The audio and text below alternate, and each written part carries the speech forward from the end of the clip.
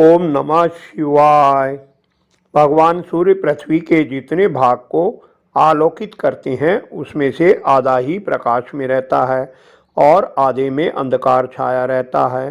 राजा प्रियव्रत ने संकल्प लिया कि मैं रात को दिन बना दूंगा। उन्होंने अपने संकल्प को पूरा करने के लिए क्या किया? गृहस्थ आश्रम में फंसने के कारण मनुष्य को अपने स्वरूप की विस्मृति होती है। महाराज प्रियव्रत बड़े भगवत भक्त और आत्माराम थे, फिर वे गृहस्थ आश्रम में क्यों गए? महाराज प्रियव्रत ने स्त्री, घर और पुत्र आदि में आसक्त रहकर भी किस प्रकार सिद्धि प्राप्त कर ली और कैसे उनकी भगवान श्री कृष्ण में अविचल भक्ति हुई? भागवत भक्ति से ओतप्रोत महाराज प्रियव्रत का चरित्र श्रीमद् भागवत पुराण की इस वीडियो में देखिए। श्री सुखदेव जी ने कहा, राजन, राजकुमार प्रियव्रत बड़े भगवत भक्त थे। श्री नारद जी के चरणों की सेवा करने से उन्हें सहज में ही परमार्थ तत्व का बोध हो गया था। वे ब्रह्म सत्र की दीक्षा निरंतर ब्रह्म अभ्यास में जीवन बिताने का नियम लेने ही वाले थे कि उसी समय उनके पिता स्वयंभू मनु ने उन्हें सभी श्रेष्ठ गुणों से संपन्न देख राज्य शासन के लिए आज्ञा दी। किंतु प्रियव्रत अखंड समाधि योग के द्वारा अपनी सारी इंद्रियों और क्रियाओं को भगवान वासुदेव के चरणों में समर्पित कर चुके थे। अतः पिता की आज्ञा किसी भी प्रकार उल्लंघन करने योग्य न होने पर भी यह सोचकर कि राज अधिकार पाकर मेरा आत्म स्वरूप स्त्री पुत्र आदि असत प्रपंच से आच्छादित हो जाएगा, राज्य और कुटुंब की चिंता में फंसकर मैं परमार्थ तत्व को प्रायः भूल जाऊंगा, उन्होंने उसे स्वीकार न किया। भगवान ब्रह्मा जी को निरंतर इस गुणमय प्रपंच की वृद्धि का ही विचार रहता है। वे प्रियव्रत की ऐसी प्रवृत्ति देख अपने लोक से उतरे। उन्हें देखकर श्री नारद जी, स्वयंभू मनु और राजकुमार प्रियव्रत तुरंत खड़े हो गए। सबने उन्हें हाथ जोड़कर प्रणाम किया। श्री ब्रह्मा जी ने कहा, बेटा, हमारे गुण और कर्मों के अनुसार प्रभु ने हमें जिस योनि में डाल दिया है उसी को स्वीकार करके वे जैसी व्यवस्था करते हैं उसी के अनुसार हम सुख दुख भोगते रहते हैं। हमें उनकी इच्छा का उसी प्रकार अनुसरण करना चाहिए जैसे किसी अंधे को आँख वाले पुरुष का। मुक्त पुरुष भी प्रारब्ध का भोग करता हुआ भगवान की इच्छा के अनुसार अपने शरीर को धारण करता ही है। ठीक वैसे ही जैसे मनुष्य की निद्रा टूट जाने पर भी स्वप्न में अनुभव किए हुए पदार्थों का स्मरण होता है, इस अवस्था में भी उसको अभिमान नहीं होता और विषय वासना के जिन संस्कारों के कारण दूसरा जन्म होता है उन्हें वह स्वीकार नहीं करता। जो पुरुष इंद्रियों के वशीभूत हैं वह वन वन में विचरण करता रहे तो भी उसे जन्म मरण का भय बना ही रहता है, क्योंकि बिना जीते हुए मन और इंद्रिय रूप उसके 6 शत्रु कभी उसका पीछा नहीं छोड़ते।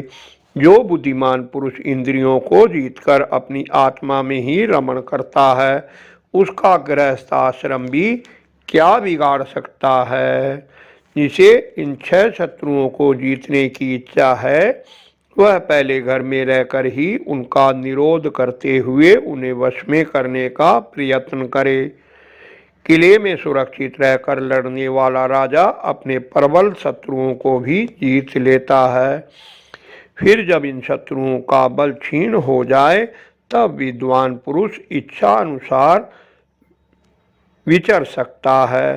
तुम यद्यपि श्री कमलनाभ भगवान के चरणों कमलों की कली रूप किले के आश्रित रहकर इन 6 शत्रुओं को जीत चुके हो तो भी पहले उन परम पुरुष के दिए हुए भोगों को भोगो।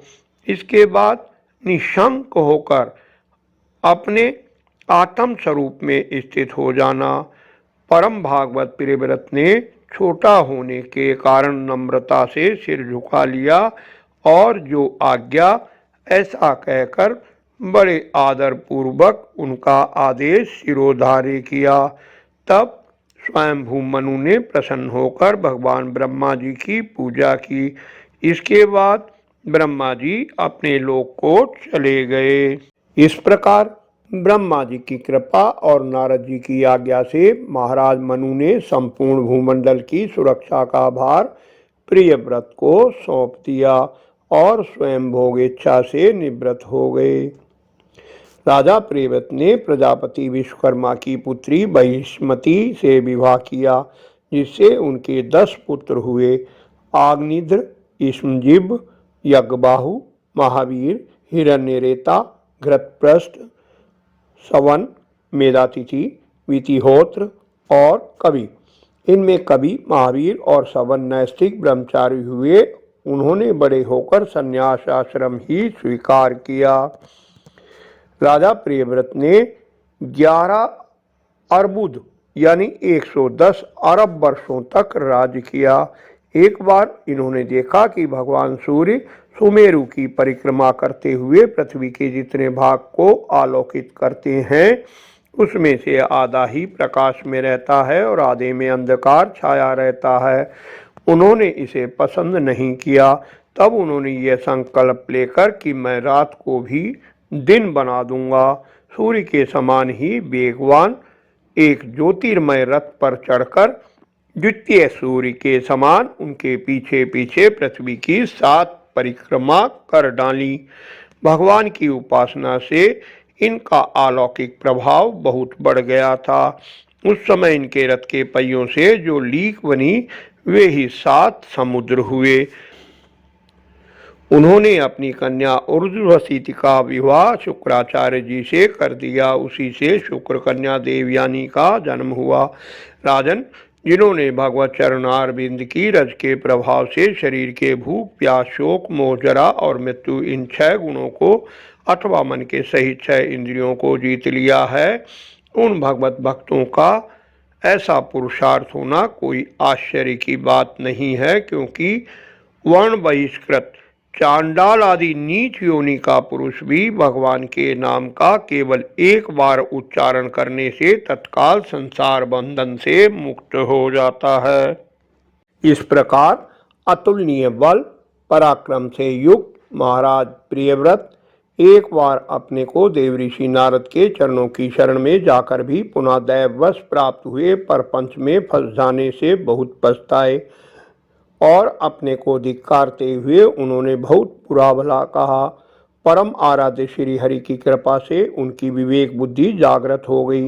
हृदय में वैराग्य धारण कर भगवान की लीलाओं का चिंतन करते हुए उसके प्रभाव से श्री नारद जी के बतलाए मार्ग का अनुसरण करते हुए वे श्री हरि को समर्पित हो गए। बोलो श्री कृष्ण भगवान की जय। अगली वीडियो में देखिए प्रियव्रत के पुत्र आग्निद्र का सुंदर चरित्र श्रीमद् भागवत पुराण से। आशा है वीडियो आपको पसंद आई होगी। लाइक कर उत्साह बढ़ाएं, इष्ट मित्रों से शेयर कर धर्म के भागी बने। निरंतर जुड़े रहने के लिए चैनल को सब्सक्राइब अवश्य कर लें। धन्यवाद। आपका कल्याण हो।